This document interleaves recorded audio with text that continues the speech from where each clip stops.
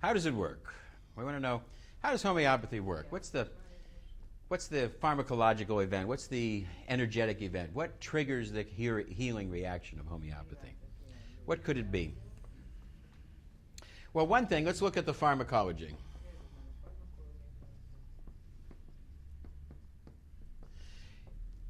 Homeopathy does not have to be dilute.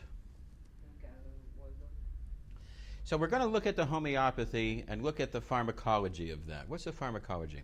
As we start to make something smaller and smaller and smaller, more dilute. In the practice of synthetic chemical pharmacology, there's no incentive for anybody to ask the question, how dilute can I make it and it still work? There's no incentive to look at making it more and more dilute. If you made a new remedy, let's say a new vaccine or something, Jonas Salk makes a vaccine, and the only way that he makes any money is through the quantity of sale of the vaccine. Jonas Salk is not going to be paid money every time it's used. He's only paid money on the volume of material sold. When you make any type of substance in pharmacology, you're going to look at the lethal dose. The lethal dose, the amount that it takes to kill an animal. You look at a safe dose, a maximum safe dose. And once you find out a safe dose, a maximum safe dose, somewhere in there you're going to be charting your use.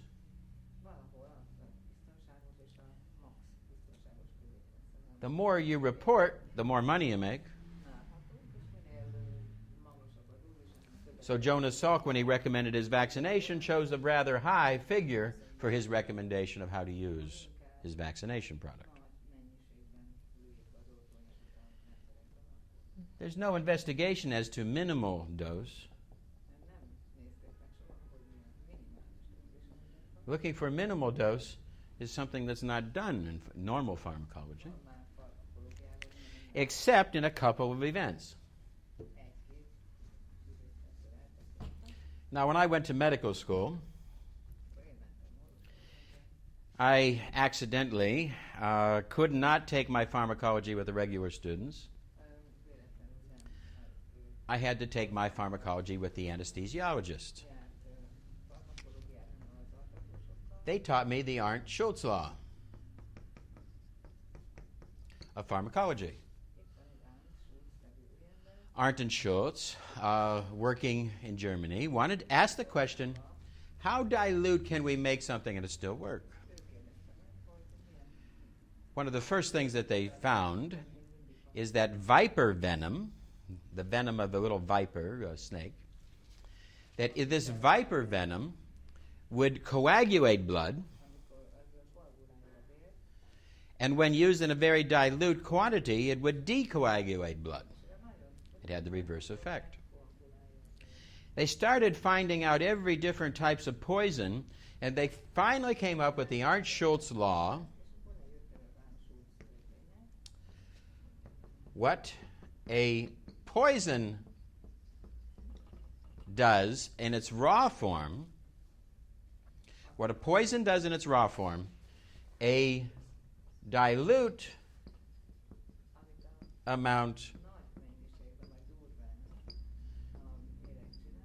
will reverse. What a poison does in its raw form, a dilute amount will have the reverse effect. Arsenic makes you fatigued and tired. That's its effect as a poison. A very small amount of arsenic is a stimulant. Chickens are fed a small amount of arsenic because it is a stimulant to their growth and a stimulant to their energy. If you want to grow chickens, you will grow chickens faster if you put a tiny bit of arsenic into their food. Has the reverse effect from the heavy dose. If a Gila monster bites you, it's a little snake-like creature with legs, a little lizard in America. Gila monster bites you, its venom creates circulatory problems. Lizard. And if you use a small amount of Gila monster venom, it has the reverse effect. It will increase circulation. What a poison does in a raw dose, a small amount will reverse. Belladonna is a poison. It is rich in an atropine type of poison.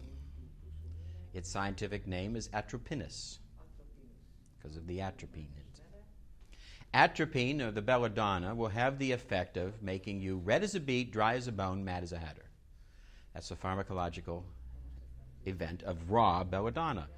Women in the middle centuries would take some belladonna because it made their cheeks red, made their pupils dilate, made them also mad and dry. We'd have the Lucretia Borgia stories, and Lucretia Borgia was nipping too much on the belladonna. What a poison does in its raw dose, a small amount will have the reverse effect. A cobra bites you. He produces a degeneration. He produces a type of multiple sclerosis, a demyelination of the nerves. And a small amount of cobra venom will reverse this. The blue ring-tailed octopus of Fiji has a venom that creates leukemia.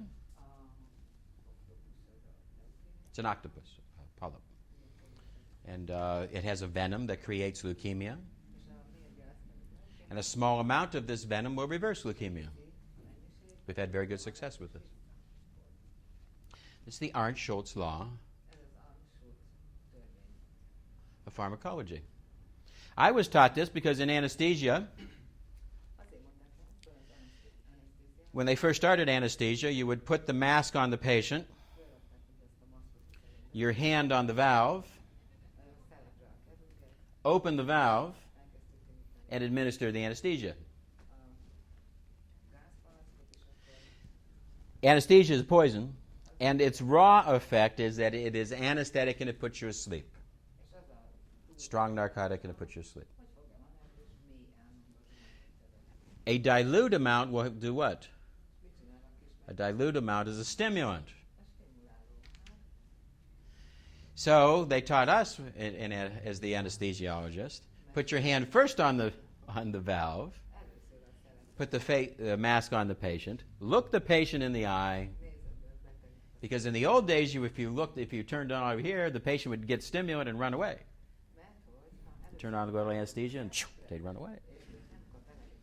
So then they taught us to put your hand here, look into the eyes, tell the patient to count backwards, 100, 99, 98, 97. Give them something to do because you're going to stimulate them at first until the raw amount of the poison gets enough to put them asleep.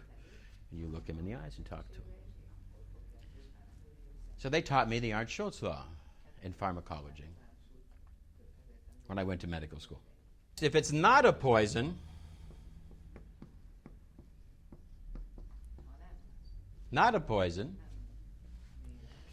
then we found that there was a researcher named Wilder. And Wilder developed a law.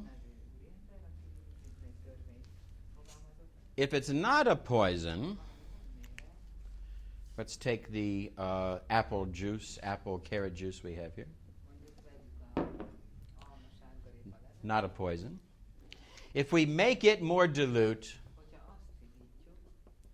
one of three things will happen. Sometimes it will intensify its reaction. Pau de arco, as an antifungal, becomes more intense if you make it a little more dilute.